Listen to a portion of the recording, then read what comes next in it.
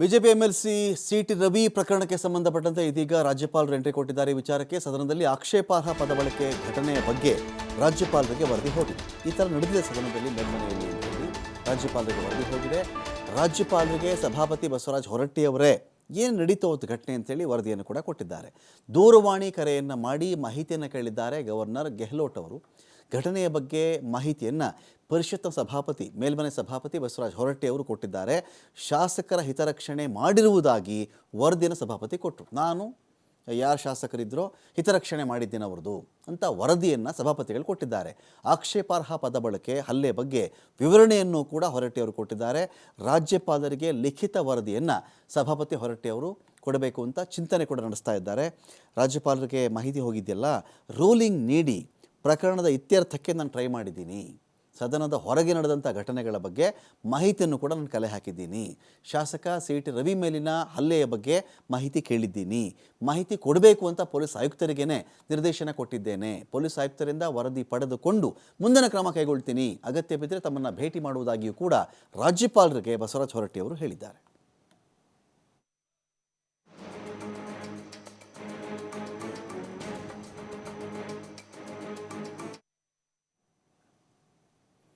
ಡೀಟೇಲ್ಸ್ಗಳಿಗೆ ಇದೀಗ ಶಿವಕುಮಾರ್ ಜೋಹಳಿ ಇದ್ದಾರೆ. ಶಿವಕುಮಾರ್ ಜೋಹಳಿ, ಈ ವಿಚಾರಕ್ಕೆ ಸಂಬಂಧಪಟ್ಟಂತೆ ರಾಜ್ಯಪಾಲರಿಗೆ ವರದಿ ತಲುಪಿದ ನಂತರದಲ್ಲಿ ಆಗಬಹುದಾದ ಬೆಳವಣಿಗೆಗಳು, ಸದನದಲ್ಲಿ ಏನಾಯಿತು, ಆಚೆ ಏನು ನಡೀತು, ಹಲ್ಲೆ ಯಾವಾಗಾಯಿತು, ಯಾರು ಮಾತಾಡಿದ್ರು, ಇದೊಂದು ಭಾಗ ಆಯಿತು.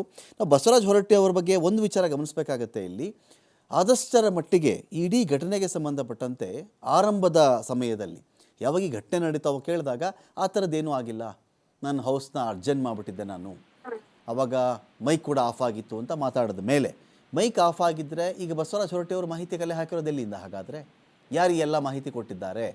ಸಿಟಿ ರವಿ ಮೇಲೆ ಹಲ್ಲೆ ಆದಂಥ ವಿಚಾರ ಒಂದು, ಈ ಥರದವ್ರು ಪದ ಬಳಸಿದ್ದಾರೆಯೇ ಇಲ್ಲವೇ ಎನ್ನುವ ವಿಚಾರಕ್ಕೆ ಸಂಬಂಧಪಟ್ಟಂತೆ ಇವರು ಕೊಟ್ಟಿರ್ತಕ್ಕಂಥ ವರದಿಯಲ್ಲಿ ಏನಿದೆ ಅಂತ.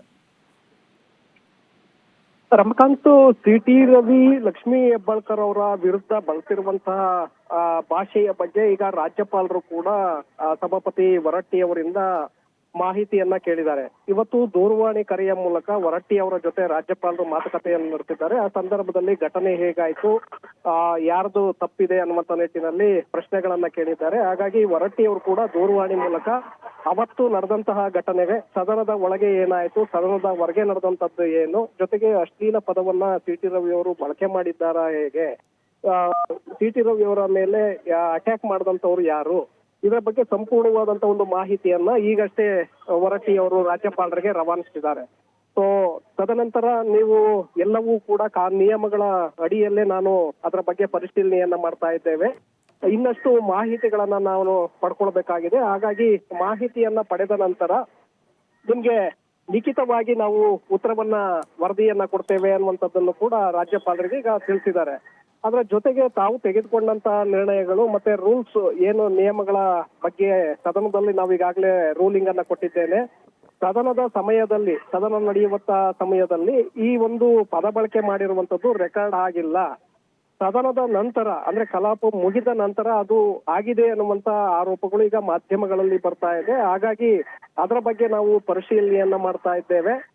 ಸದನದ ಒಳಗಡೆ ಎರಡು ವಿಚಾರ ಬರುತ್ತೆ ಶಿವು, ಇದರಲ್ಲಿ ಎರಡು ವಿಚಾರ ಬರುತ್ತೆ. ಒಂದು, ನಮ್ಮ ಮೈಕ್ ಆಫ್ ಆಗಿತ್ತು ಅಂತ ಹೇಳಿ, ಈಗ ಆಲ್ರೆಡಿ ಸಾಮಾಜಿಕ ಮಾಧ್ಯಮಗಳಿಂದ ಹಿಡಿದು ಮಾಧ್ಯಮಗಳಲ್ಲಿ ಪ್ರಸಾರ ಆಗ್ತಿರೋದೇನು ಅಂತ ಹೇಳಿದ್ರೆ, ಇದನ್ನು I think it's from gallery ಅಂತ ಕಾಣುತ್ತೆ. ಗ್ಯಾಲರಿಯಿಂದ ಯಾರೋ ಸೆರೆ ಹಿಡಿದಿದ್ದಾರೆ, ಮೊಬೈಲಲ್ಲಾದರೂ ಸೆರೆ ಹಿಡಿದಿರಲಿ, ಕ್ಯಾಮ್ರಾದಲ್ಲಾದರೂ ಸೆರೆ ಹಿಡಿದಿರಲಿ, ಸೆರೆ ಹಿಡಿದಿರೋದು ನಿಜ.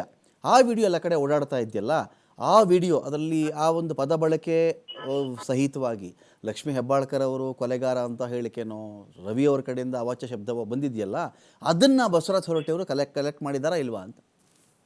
ರಮಕಾಂತ್, ಈಗ ಘಟನೆಯ ದಿನ ನಡೆದಂತಹ ಮಾಹಿತಿಗಳನ್ನ ಹೊರಟ್ಟಿಯವರು ರಾಜ್ಯಪಾಲರಿಗೆ ಮಾಹಿತಿಯನ್ನ ಕೊಟ್ಟಿದ್ದಾರೆ. ಆದ್ರೆ ಇನ್ನೂ ಲಿಖಿತವಾಗಿ ಅವರು ಮಾಹಿತಿಯನ್ನ ಕೊಟ್ಟಿಲ್ಲ. ಹಾಗಾಗಿ ಅವಶ್ಯಕತೆ ಬಿದ್ರೆ ನಾನೇ ನಿಮ್ಮನ್ನ ಭೇಟಿಯಾಗಿ ನಿಮ್ಗೆ ಸಂಪೂರ್ಣವಾದಂತ ಒಂದು ವರದಿಯನ್ನ ಕೊಡ್ತೇನೆ ಅನ್ನುವಂಥದ್ದನ್ನು ಕೂಡ ಇವತ್ತು ದೂರವಾಣಿ ಮಾತುಕತೆ ಸಂದರ್ಭದಲ್ಲಿ ಹೇಳಿದ್ದಾರೆ. ಜೊತೆಗೆ ಅವತ್ತು ಆದಂತದ್ದು, ಯಾಕೆಂದ್ರೆ ಸದನದ ನಿಯಮಗಳಂತೆ ರೂಲಿಂಗ್ ಈಗಾಗಲೇ ನಾವು ಕೊಟ್ಟು ಅವರ ಜೊತೆ ಇಬ್ಬರ ಜೊತೆ ಮಾತುಕತೆಯನ್ನು ಕೂಡ ನಾನು ಮಾಡಿದ್ದೇನೆ. ನಂತರ ಅದನ್ನ ಬಗೆಹರಿಸಿಕೊಂಡಿದ್ದೇವೆ ಅನ್ನುವಂತ ಒಂದು ಮಾಹಿತಿಯನ್ನು ಕೂಡ ರಾಜ್ಯಪಾಲರಿಗೆ ಕೊಟ್ಟಿದ್ದಾರೆ. ಆದ್ರೆ ಕಲಾಪ ಮುಗಿದ ನಂತರದಲ್ಲಿ ಏನ ಆಡಿಯೋ ರೆಕಾರ್ಡ್ ಆಗಿದೆ ಅದರ ಬಗ್ಗೆ ನಾವು ಇನ್ನೂ ಕೂಡ ಪರಿಶೀಲನೆಯನ್ನ ಮಾಡ್ತಾ ಇದ್ದೇನೆ ಅನ್ನುವಂತ ಒಂದು ಮಾಹಿತಿಯನ್ನ ರಾಜ್ಯಪಾಲರಿಗೆ ಕೊಟ್ಟಿದ್ದಾರೆ. ಹಾಗಾಗಿ ಅದನ್ನ ಕಲೆ ಹಾಕ್ಬೇಕಾಗತ್ತೆ.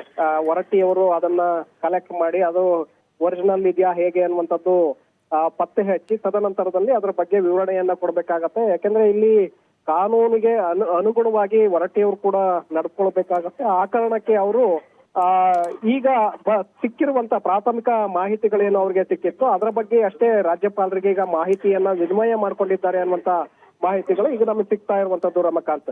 ತದನಂತರ ಸಂಪೂರ್ಣವಾದಂತ ಮಾಹಿತಿಗಳನ್ನ ಕಲೆ ಹಾಕಿದ ನಂತರ ರಾಜ್ಯಪಾಲರನ್ನ ಭೇಟಿ ಮಾಡಿ ವರದಿಯ ರೂಪದಲ್ಲಿ ಅವರಿಗೆ ಕೊಡ್ಲಿದ್ದಾರೆ Ramakant. Okay, thank you Shivakumar Johalli.